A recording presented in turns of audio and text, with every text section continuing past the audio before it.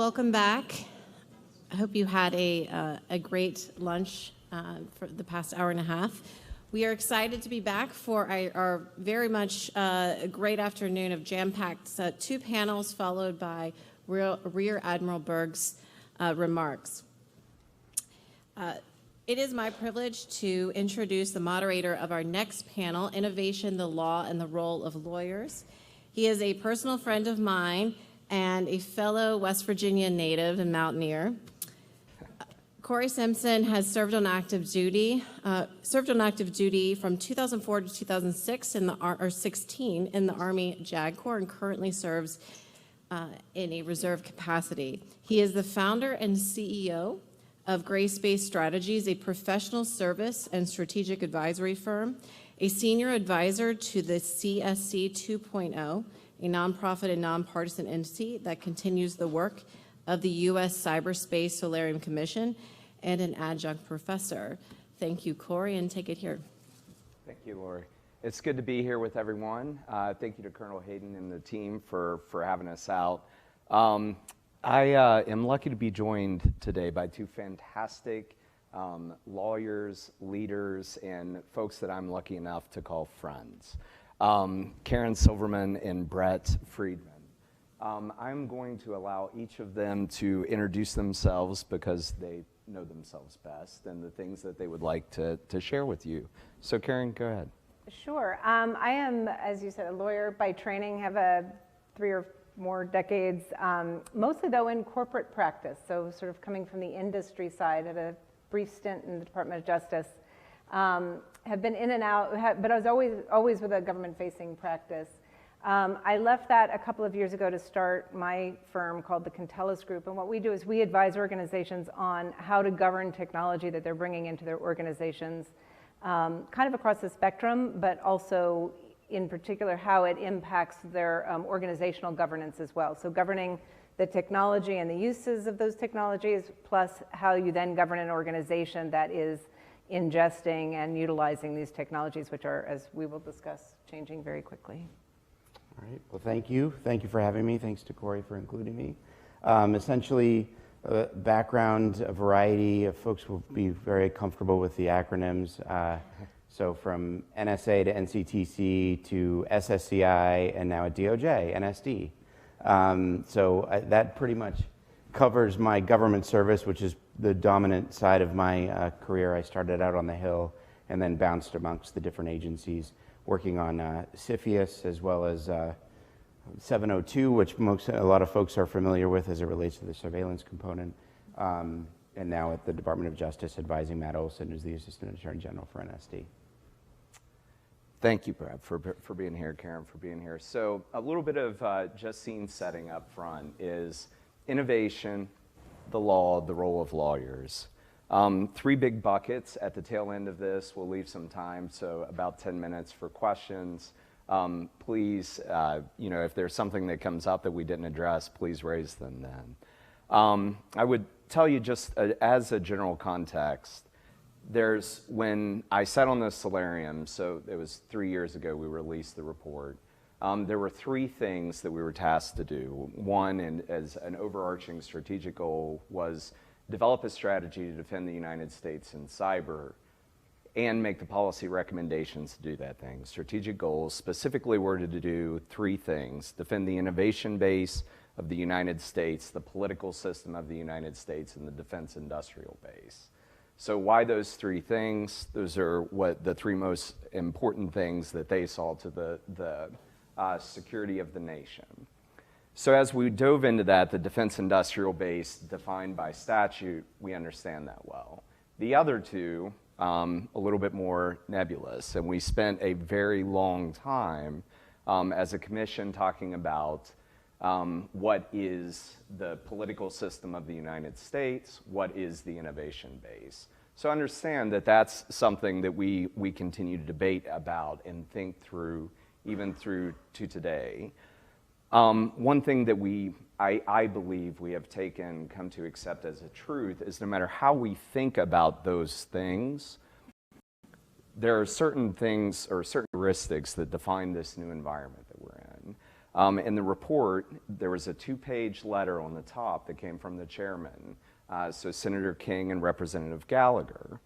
And that letter had in every paragraph bolded speed and agility. No matter where we are heading, there is going to be an environment that is moving very quickly, and we need to be able to adapt as we head into that environment with speed.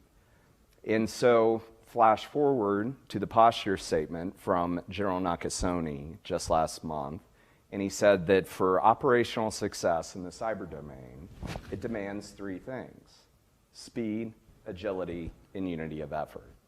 Again, speed and agility resonate through. And one of the things that defines sort of the age we're in are those characteristics. But what does that have to do with innovation, the law, and lawyers? So that's what the panel is about. That's what we're here to talk about. And as we do that, I want to talk about innovation power and what that means to the United States, to our national security. So if any of you are foreign affairs, subscribers, you've gotten this month, the March-April edition, is innovation power. What is innovation power? So it's the ability to create, adopt, and adapt new technologies into our system, our governance. The author of that main article was also the co-chair to the AI Commission. And he defines the era that we're in as the AI age, the age of AI. And what makes this age different from any before ours, and if you think steel or bronze to steel, steam to nuclear, what is different about this age is that AI will make all innovation faster. And so we're moving very quickly, from life sciences to weapons of war to communication capabilities. Everything is going to be moving faster. And as we get moving through that, we have to answer these questions of what does it mean to innovate? And just in addition to speed is a question of velocity. Of speed is just how fast you're moving. Think octopus on roller skates, right? Lots of movement there, but maybe not a lot of direction. Velocity is moving in a particular direction towards a goal. So how do we know with innovation that we're heading in the right direction, that we're asking the right questions, or we're thinking the right things? And so with AI and the placement of a driver for innovation, we're lucky enough to have Karen here with us. You're seen as a world expert in sort of AI, in the thinking of it and its relationship to innovation. So why don't you help us contextualize that a little bit? Thank you, and thank you for having me. It's really a privilege to raise some of these issues with you. And it's interesting you raise velocity, because when we think about, as you say, innovation has been the hallmark of, civilization, but certainly this nation's progress from its inception. What's changing now is the pace at which we're doing it. But I think in terms, when I think about AI and some of the innovations that it is fueling, we're really talking not just about speed and agility, we're also talking about velocity and scale, right? And when you start adding velocity and scale, you can sort of see where impact now becomes a very significant consideration much earlier in an innovation cycle. I mean, and then people are trying to figure out what the right analogy for AI is. I think one way to think about it, particularly for lawyers, is like, think about it as like air, water, fire, it's sort of like another element in a way. And we've had millennia to figure out how we handle fire, how we regulate fire, how we bring it into our homes, how we use it, externally, offensively, defensively.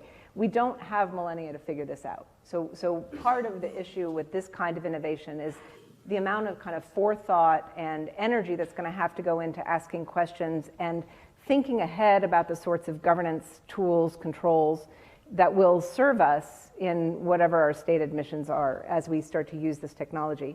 Fundamentally, these are prediction engines that are statistical reasoning machines. These are not contextual reasoning machines. They can mimic that increasingly well, but fundamentally, they don't think the way human beings think, and they don't start or stop the way human beings start or stop unless they're they're instructed in very sophisticated ways. And with generative AI, that becomes an even more pronounced phenomenon.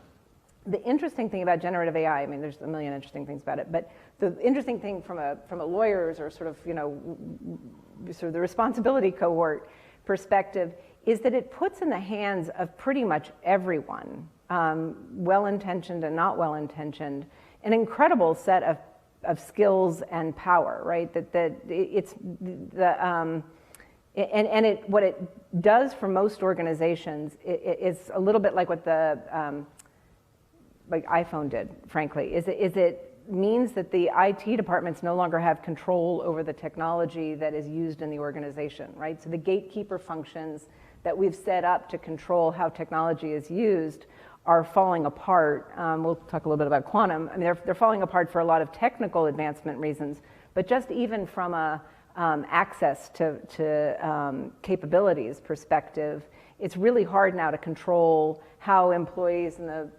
at any level of an organization are now bringing technology into that organization that you're responsible for governing. And that's turning things upside down. And it's one of the dimensions of, I would say, disruption and sort of instability that innovation is starting to introduce at an organizational level now. So it's not just about the technologies themselves advancing very quickly. It's what they're doing to the organizations that are exposed to them. One of the things that it's doing, well, first of all, from a lawyer's perspective, it's very clear now that what the law prohibits or permits isn't going to answer most of the hardest questions, right? It's just we're now creating a whole category of questions that the law doesn't really address. Some of them the law addresses in some way, shape, or form, but some of these are going to be very, very novel types of questions. It's going to disrupt cost structures and the cost of almost everything. Some costs will collapse and some will escalate. But it's going to change how organizations do what they do, almost every one of them.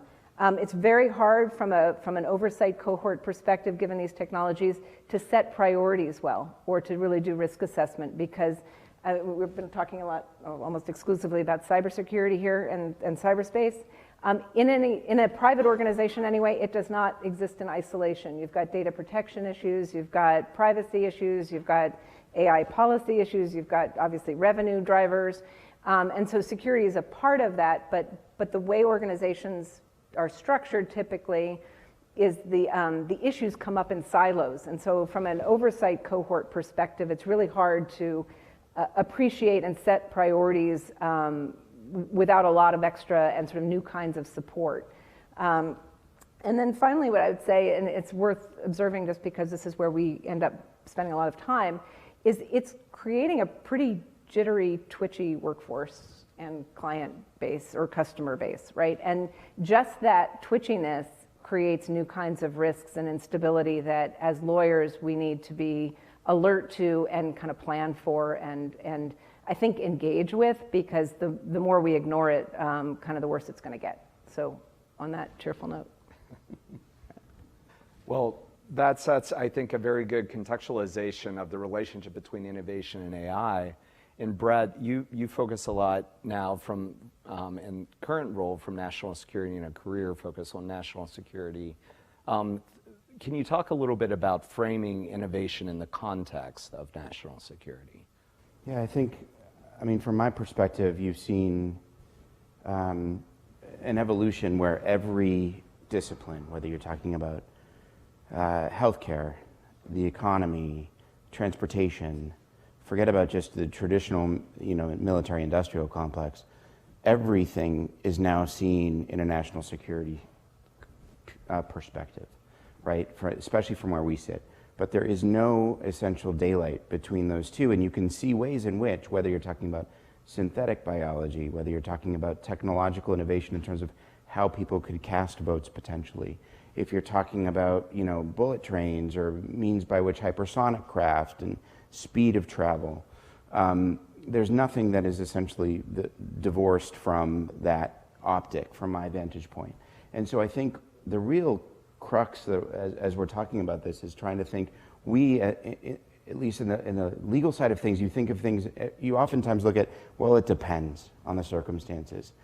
That benefit of saying that it's going to be, you talk about jittery, this throws everything upends on it. You basically are in a position where you're having a great deal of difficulty because the certainty or principles upon which you would deal with one set of facts change immediately, change dynamically. So whether you're talking about a procurement cycle, for instance, in the context of military, right? Maybe it's a 10-year from concept to deployment, potentially for purposes of, say, a satellite constellation or something of that nature. That 10-year piece, the evolution of technology within that period of time makes obsolete that concept when you initially started it, let alone the deployment of that unit when that actually comes to EOD, right? And so it really, I think, is a significant challenge, and it is permeating all aspects of where, at least now where I sit in the National Security Division, but in my private role, but the last 7 years is counsel for the Senate Select Committee on Intelligence. Senator Warner would oftentimes refer to it as the technology committee, because there really isn't a technology committee. Everybody has their own pieces, which makes it even more difficult to actually agree upon anything, let alone in the legislative context and the politicized environment that we operate today. And so there is no issue that I can think of that is essentially divorced from what one would term to be, you could think of a parade of horribles where that is, oh, that's a national security issue. And so that affects and is I think a lens with which you need to view innovation and think of this, because we cannot continue to operate in the context of past decades in terms of our decision-making structures. If we're intending to, we're going to have to be uncomfortable. We're going to have to essentially be willing to take risks and deploy things with the belief that the rules and the principles that we're operating from, they're going to change, and we are going to change with that. And you're going to break things as you're going along doing it. But if we don't take that modification from where I sit, we're going to be woefully unprepared and really sitting on our back foot, which is not where we want to be. Incredible insights. And to add, I think a little bit of a direct connection with cyber is underpinning all of this is more powerful and capable networks, regardless of the generation of network, 5G, 6G, however you think about it, the networks are getting more powerful. The technology is becoming more integrated into our daily lives. More connected devices means more data, which AI can make sense of more quickly, and this is sort of the trend that we see, which is also going to unlock a lot of innovation in unanticipated ways. As we think through speed, agility, we talk a little bit about the government. We talked about maybe government procurement in the context of the legislative branch. When we think of the law, there will almost always be a gap between the pace at which law evolves and the pace at which technology is evolving. And that's certainly going to be true in the era that we're heading into, where the pace of technology will continue to evolve very rapidly.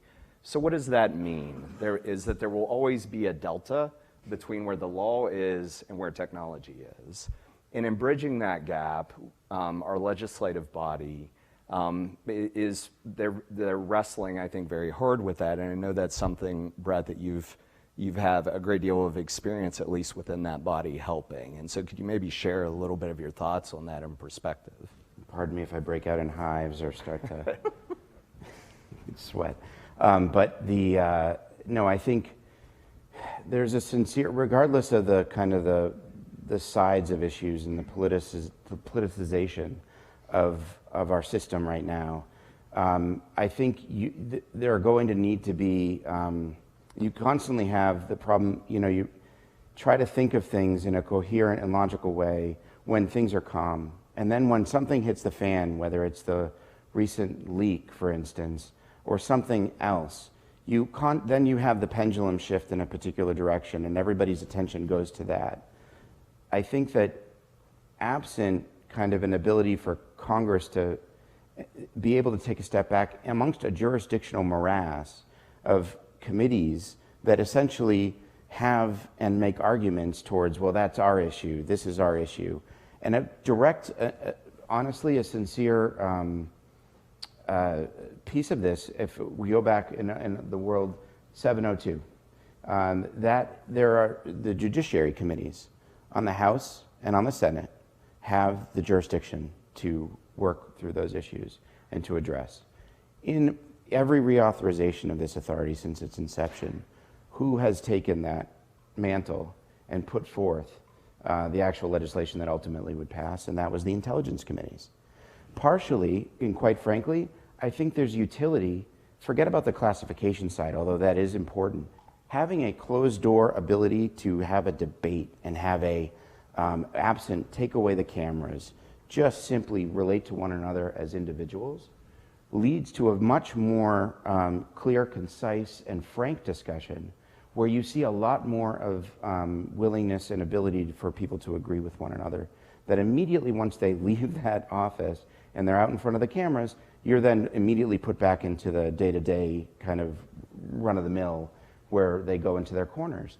And I think I consider myself fortunate to have had that experience and have seen that, but you consistently come out of that and with your colleagues on both sides of the aisle and just saying, well, man, I wish the American people could have heard what just transpired, right? Or the conversation. And it just leads me to think that it's still the elements are of our, for lack of a better, for humanity and for the ability for us to be able to relate to one another and just talk as human beings is there, right? It's the question is more in the ether, in the ultra, politicized media environment and the kind of bifurcation, not just bifurcation, but multipolar kind of area where there's just a whole sincere set of a panoply of different media entities. And you could have an individual who's just having a blog. Well, is that blog seen or read by enough people that they could be considered a member of the media? Do they have a podcast, right? What does that mean in the context? And these are things that we are ultimately being reactive to. And I don't think that necessarily to the point of, the law is never going to be at the point at which the pace of innovation is. I don't think that's necessarily a bad thing. And I think over time we've actually been able to see the implications of certain technological innovations and then put in place the legal principles to govern that. What I think the problem is, and what Karen touched upon, is just the dynamic and constant and the speed at which that's going to happen. I don't think we have the ability to be comforted by simply the aspect of, say, Justice Kagan saying, I don't think you want the 9 of us to be adjudicating the internet, right? But that is really where the rubber meets the road. And so I don't know ultimately how that plays out, but believe me, I'm optimistic, but I think that's partially coming from the semblance of the Senate side, where I felt as if we were very much in a bipartisan way, and it really was relationship dependent. But then you're on a 6-year time frame. You're on a 6-year clock, vice a 2-year. It's a very different construct on the House side. Karen, what thoughts do you have to sort of add to that, contrast, or a perspective you'd want to share? I think from an industry perspective, there's still a lot of room for, so there's going to be regulation, there will be compliance apparatus that kind of builds up around that. I think there's a lot of advocacy right now, not against regulation, but against regulation that sort of becomes, for lack of a better word, performative, right? Where it's not really making the product better, safer, more robust. It's satisfying, a laundry list of somebody's anticipated issues. I think there's a lot of hesitation around regulation that purports to go to the technology as opposed to the use cases of the technology, and having very clear rules around, frauds committed using innovative technologies are still frauds, and we have a way to kind of deal with that, and we need a robust enforcement mechanism around that.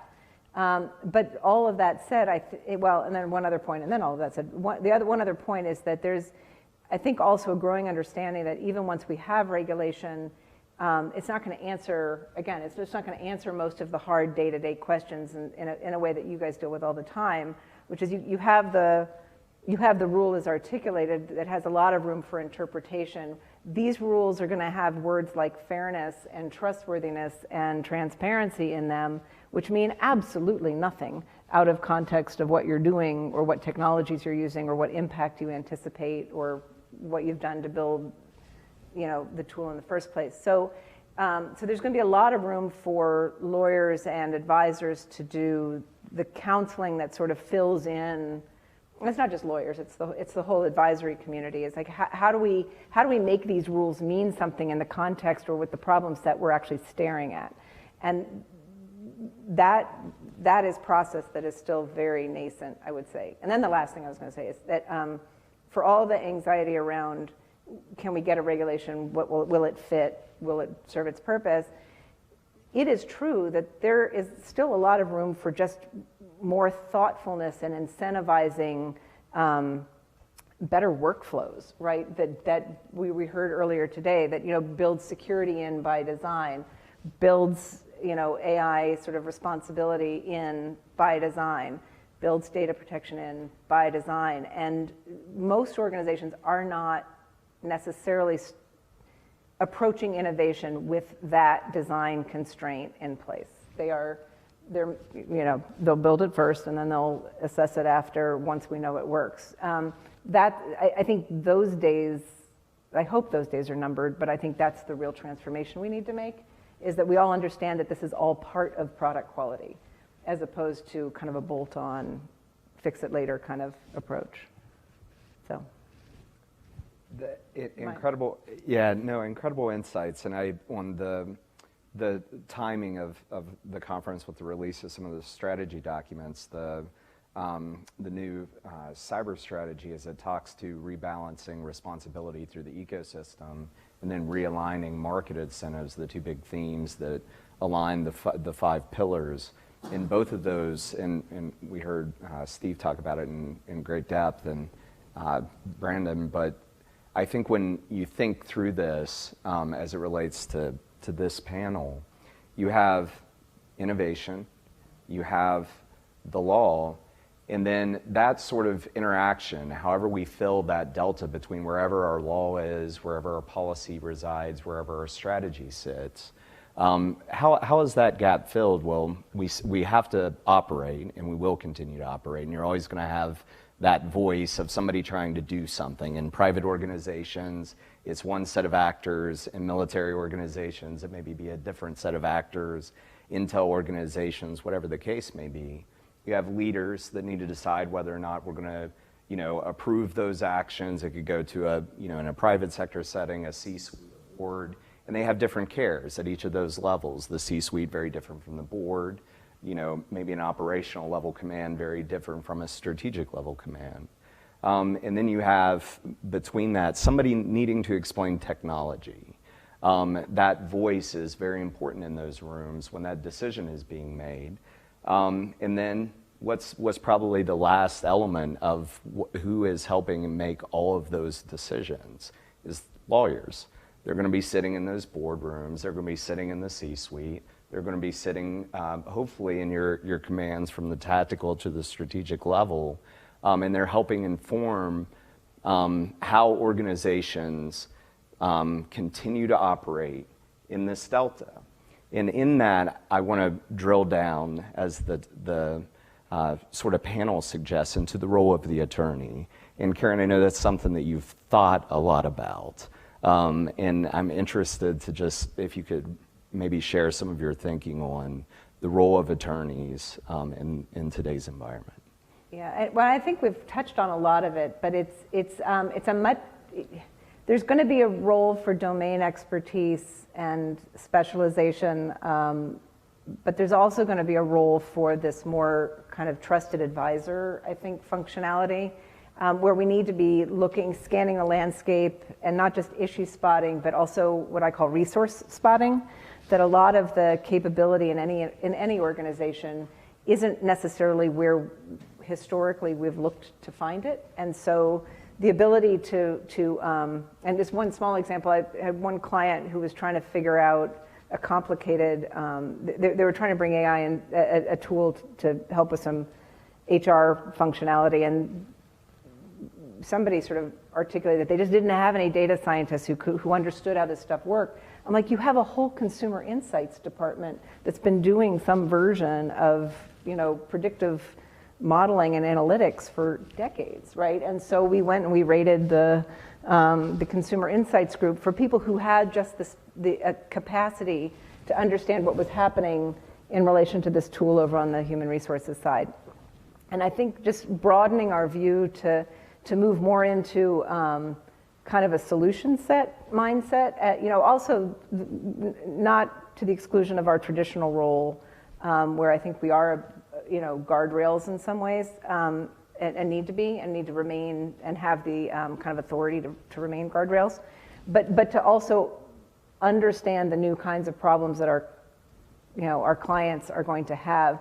The last thing I would say about that, and we could talk about the future of the practice of law forever, and some people like to do that, but I think one overlooked aspect of how these technologies is going to change the law, like it's going to change a lot of industries, is we're going to have to change how we train our cohorts coming up, because the traditional ways that we've trained lawyers, to review lots of documents or sit in on lots of process to sort of get familiar with how it works and how the issues really come up.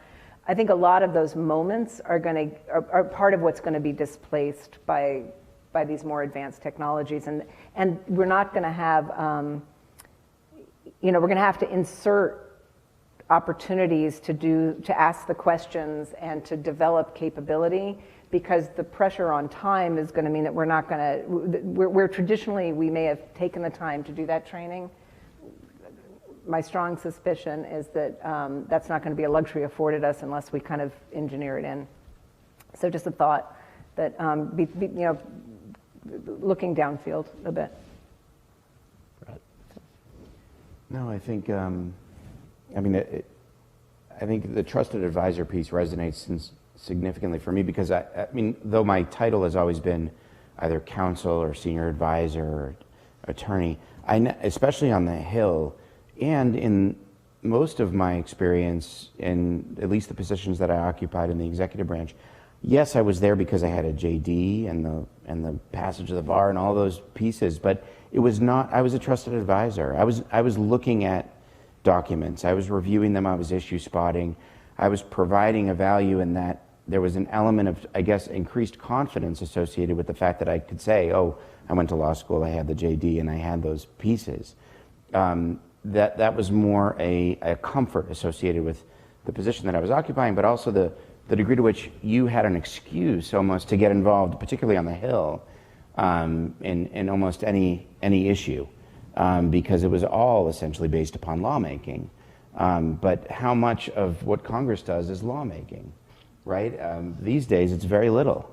And one could argue same with budget, right? But nonetheless, the degree of discourse and consistent, putting together just ideas as it relates to things either in the press that your boss is now asking, okay, what could we do about this?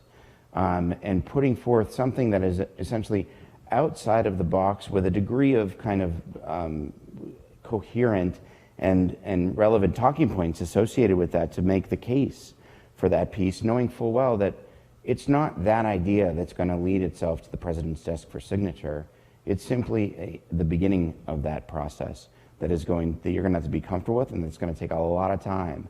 And it may post-date your tenure on the Hill, but ultimately that hopefully comes to pass. I mean, in some ways, I feel like, I hate to keep going back to it, but it's just so much part of my life right now is 702 reauthorization. But the mere fact of, I feel like I'm in Hotel California, because I checked in at NSA when I started out in the general counsel's office, and no matter what position I've been in, I've never been able to get myself away from this, even though I've said, 6-year reauthorization, I'm good, I can get my next position and I won't have to deal with this again, and here I am. And it's critical, it's not a bad thing, it's just, it actually, in a way, from an innovation standpoint, is actually one of the few pieces, as this has evolved from a counterterrorism tool specifically, it has gone beyond that. And I would say that it wasn't anticipated as such when Congress put it across, but it actually has been utilized by the executive branch in ways that it wasn't foreseen when it first came to pass. And I think that's a very significant benefit and a part of the discourse that we need to be open and honest and transparent and showcase the degree of value that has for purposes of hopefully reauthorization, regardless of what modifications are being discussed on the Hill. Thank you. That's wonderful insights. And as we get ready to start questions here, if you could just please raise your hand and use the microphone in front of you. Yes, sir. Hi, Bill Whitman from DIA. At my prior agency, it was research and development, and one of the projects they were working on was applying artificial intelligence algorithms to legal reasoning and decision making. So as that innovation analyzes the law, where do you think the role of lawyers will go if that becomes a more mainstream capability to do your research for you and do a more accurate predictive decision and risk analysis?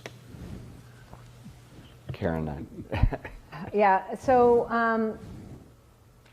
and there's a lot of energy out in the field around some of these solutions, right? You know, whether it is, and I think the role of lawyers, and this is going to afflict all professions, but lawyers in particular, but the ability to, as I always say, ask good questions and question good answers. Those are the two things we need to get really good at, and the critical thinking around that. And these tools are going to be really good at generating first drafts, helping us. Well, they're good at a lot of things, but really what they're good at is automating repetitive process where we have very established, clearly, where we can validate and verify outcomes based on sort of well-established rules and standards for performance.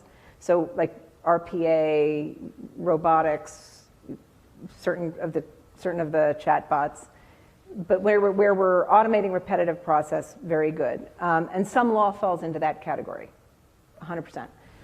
It's also really good at generating brand new insights and helping us brainstorm and problem solve in new ways, utterly new ways. When we're using it for that, I think it calls for a different kind of governance and different sorts of controls. And so the role of a lawyer, if it's involving a question of law, needs to be really critical. Because I think the tendency of these tools, even as they get better and better, and I like to think about, like, what are the issues going to be when it's GPT-12, right? You know, like the technology's fine. And there's a whole bunch of questions that get harder the better the technology gets, right? And one of them is, how do we tell the difference between a solid answer and a not solid answer? How do we tell when the answer we've been served is basically overfitted, right? I mean, to use an algorithmic concept. But I think the tendency of these tools is to overfit. And so as lawyers, we run the risk of operating with blinders if we're not sort of always forcing that aperture open a little bit to consider other possibilities and other solution sets. Does that answer the question? I would defer. I do think that answers the question. I would say too, I think, and I think we've talked about this, but there's been a couple judicial opinions in different jurisdictions that have at least originated with a large language model. And as that begins to happen, it's going to be very interesting, the relationship between the technology, the clerks, and the courts. Well, and just point of caution for anybody who's using it now is it's the better perspective on this is that anything you put up there is not privileged.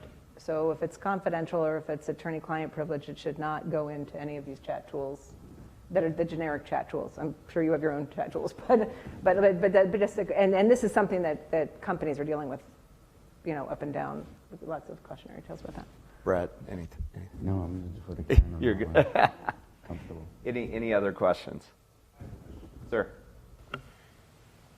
I think this is probably for Brett, but just as you walk through the acronym soup of your career and setting aside 702, if you could just wave your magic wand and say there are one or two pieces of critical legislation, critical laws that could be passed that would help protect the national security of the United States in the cyber domain, and you could actually make it happen, cut through the partisanship, what would those things be that you would think would really help us, that could pass as a matter of law?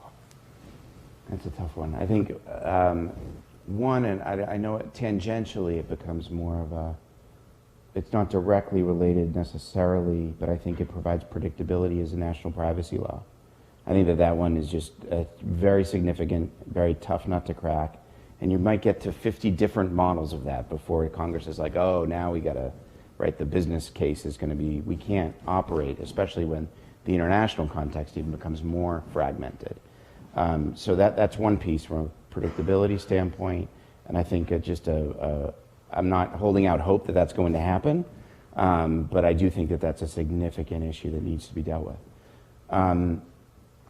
The other, I think, as it relates to the cyber strategy, I think putting responsibilities upon the businesses themselves in terms of baking in and not adding on as it relates to bolting on, right, security, but having security be baked in. And yes, in the end, that likely will force, say, the cost model, like, increase to some extent. But I think that, unfortunately, I think that there needs to be a consensus upon that. And I think, if you will, and this isn't a legislative fix, but the real crux of this, honestly, is the jurisdictional component within the Hill. Everybody has a piece of cyber. So unless you solve that by virtue of saying there is a select cybersecurity committee or something, some instantiation of that, which naturally leads people to abdicate authority that their committee has and put it into this body that they might not be a part of. So politically, it's a mine. I don't know whether or not you're going, the difficulty of getting to a consensus on any matter is significant. But I think the privacy piece, and I also think baking in security from a coding perspective, especially from the IoT piece, is just, I think it's going to be driven by cases, right, where somebody's going to realize, oh my God, my so-and-so device that talks to my garage door and my refrigerator all of a sudden is, going haywire or being used in some nefarious way. And that then leads to a public outcry, which then they say, well, why didn't this have it in the first place? But I think we should be proactive because we understand that in fact is of significant vulnerability. That's what I suggest. Could I just add to that, hugely important to get all that right. The people part of this is also really important. Yeah. And there's obviously in security, we've known that for a long time, that's the weakest link. Also true in AI policy, also true in data protection, right? And so not neglecting to, I don't know if it's regulation, but we're incentivizing people to really invest in the training, the controls, the support, the kind of workflows that are required to support a workforce and a customer base in a world that is going to be that connected and that exposed. Cory, Karen, Brett, thank you. What a wonderful conversation on the role of lawyers. I know we certainly enjoyed that. On behalf of Colonel Hayden and the Office of Staff Judge Advocate,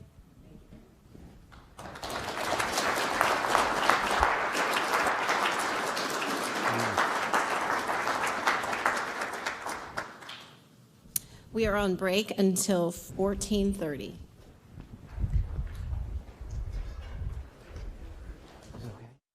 I would like to introduce you to the newest sub-unified command in the Department of Defense. On December 19th, 2022, General Nakasone presided over a ceremony formally establishing the Cyber National Mission Force as a sub-unified command under the United States Cyber Command, following Secretary Austin's direction earlier that year. The Cyber National Mission Force, or CNMF, is a joint command available to United States Cyber Command to respond to its toughest challenges. U.S. Cybercom established CNMF in 2014, recognizing the need for an agile enough force to respond to any crisis at any time, composed of highly trained and qualified cyber operators drawn from across the services. Today, the Cyber National Mission Force is composed of 39 joint cyber teams organized across 6 task forces consisting of soldiers, sailors, airmen, Marines, Coast Guardmen, Guardians, and Air Force, NSA, and DIA civilians.